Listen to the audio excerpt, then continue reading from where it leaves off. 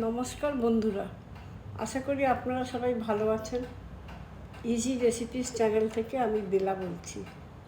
আজকে আমি আবার একটা নতুন রেসিপি নিয়ে হাজির হলাম। আজকে বানাবো চিড়ের চপ।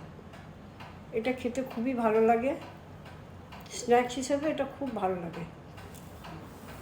চিড়ের চপ বানাতে লাগছে 50 গ্রাম চিড়া, একে ভিজিয়ে রেখেছিলাম জল ঝরিয়ে রাখা। দুটো মাঝারি সাইজের আলু সিদ্ধ করে গ্রেট করা, পেঁয়াজ, দুটো মাঝারি সাইজের পেঁয়াজ, একটা ছোট্ট গাজর, একটা ছোট ক্যাপসিকাম কুচি করা, কাঁচা লঙ্কা 4টে কুচি করা, ধনে পাতা 2 চামচের মতো কুচনো, কিশমিশ, বাদাম, এদিকে হচ্ছে আদা বাটা 1 চামচের মতো, হলুদ 1/2 চামচ, লঙ্কা 1 চামচের কম, ধনের গুঁড়ো, ভাজা জিরের গুঁড়ো, স্বাদ অনুসারে নুন, 1 চামচের মতো চিনি, আর লাগছে 1 কাপের কম হচ্ছে ব্রেড ক্রাম্বস, আর ছোট 1 কাপ বেসন। এবারে সব উপকরণগুলি একসঙ্গে মিশিয়ে ভালো করে মাখবো। প্রথমে চিড়েটা দিলাম,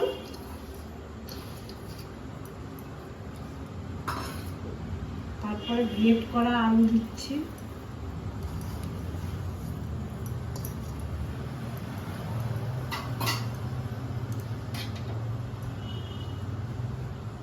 তারপরে গ্রেট করা গাজর দিলাম, পেঁয়াজ দিলাম,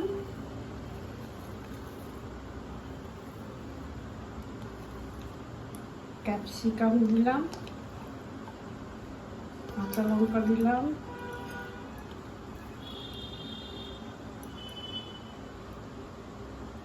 আধ ভাঙা বাদাম দিলাম, কিশমিশ দিলাম,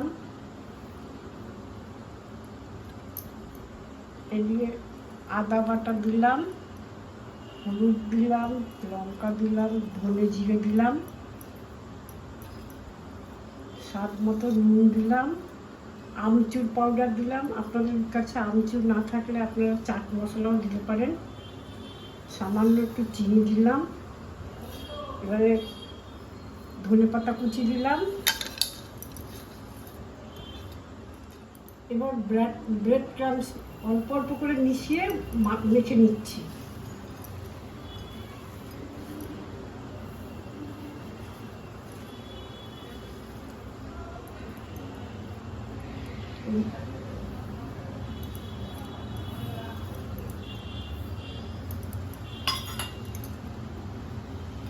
তারপরে এবারে বেসন দেবো, যেরকম লাগবে ঠিক ততটাই দেবো। সেজন্য একটু মেখে দেখে নিচ্ছি যে কতটা লাগবে বেসন, সেই অনুপাতে আমি বেসন দেবো। এও অল্প অল্প করে দিয়ে নিচ্ছি।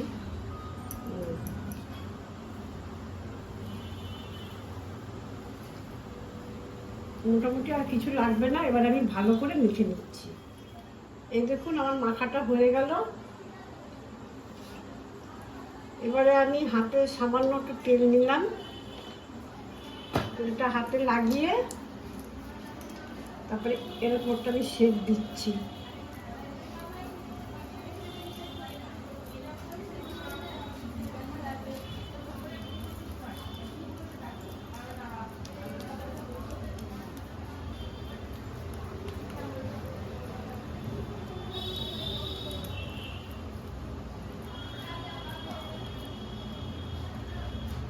এই যে আমি এই শেপটা দিলাম, আপনাদের যেরকম পছন্দ আপনারা সেই রকম শেপেই করতে পারেন।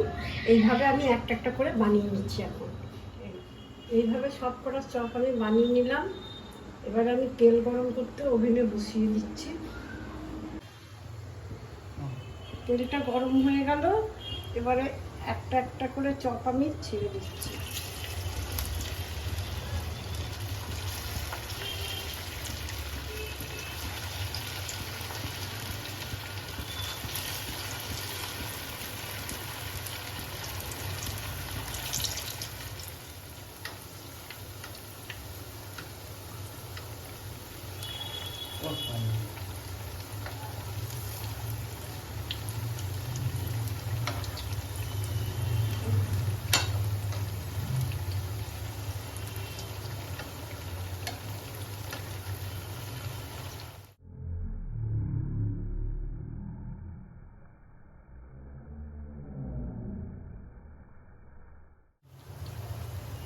ভাজাগুলো আমার হয়ে গেছে, এবার আমি তুলে নিলাম। এই করে বাদ বাকিগুলো ভেজে নিচ্ছি। দেখুন আমার সব কটা চপ ভাজা হয়ে গেল। আপনারা আমার এই রেসিপিটা বাড়িতে একবার অবশ্যই করে দেখবেন, আপনাদের ভালো লাগবে। আর কেমন লাগলো তা অবশ্যই আমাকে কমেন্টস করে জানাবেন, এবং ভিডিওটা পছন্দ হলে অবশ্যই লাইক এবং শেয়ার করবেন। আর আপনাদের কাছে চ্যানেলটাকে সাবস্ক্রাইব করার অনুরোধ রইল।